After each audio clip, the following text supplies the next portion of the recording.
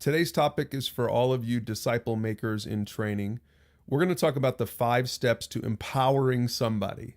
If you're being discipled, then someday you'll be discipling someone and you'll be able to empower them, right? Let's go back to this image. The 3 steps are inviting and investing. So if you invite someone and then start investing in them, at some point you're going to move forward and empower them to make disciples. Remember, it's not just pastors who can empower and train disciple makers. It's regular disciples that can do this, and that's how this whole thing will scale. So there are 5 steps to empowering somebody else. If you're done investing in them and it's time for you to empower them, there are 5 things that you can do. And the first thing is right in this image. The first step to empowering someone, from moving from investing to empowering, is to train them. Go to our training page and start bringing them through that 10-topic Training 101 series. Now remember, when you're training someone, you're just modeling the method. You're covering those topics, helping them discover truth, having conversations with them so that eventually they'll be able to do it with somebody else. Second step then is practice. Let them try being the mentor. The way I like to do this is I say to somebody, okay, it's time for you to pick a topic and you're the mentor, I'm the mentee. You talk me through that topic. And so this is a great way for several weeks or maybe even several months to go through some training topics, letting them practice being the mentor. Let them try leading. Step number 3, encourage them. You have to be a Barnabas. Think about Barnabas and Paul.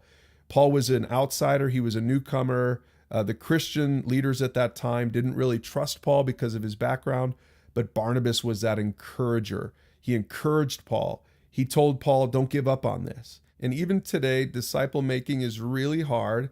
And so if you are training someone and empowering them, you have to be an encourager. You have to cheerlead them. You need to encourage them. Don't give up on this. Disciple making is the greatest thing you can do. And I know you can do it. And at some point, you need to let them do it. You need to mobilize them. You need to send them out and maybe even connect them to someone, maybe even help them with a handoff. If you don't mobilize them, they might not ever get out there. Look at how Jesus mobilized his disciples in John 15. He said, "You didn't choose me, I chose you. I appointed you to go and produce lasting fruit." And then think about what Jesus did. He left. He didn't just get stuck in the investing phase for 30 years like so many Christians do, right, in Bible studies. 3 years he invested in them, and then he left and made them go out and make disciples. He mobilized them, and you'll have to mobilize your people. And then the final step is to follow up.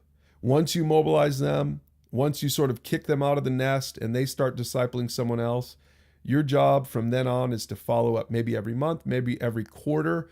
Check in with them later on. How's it going?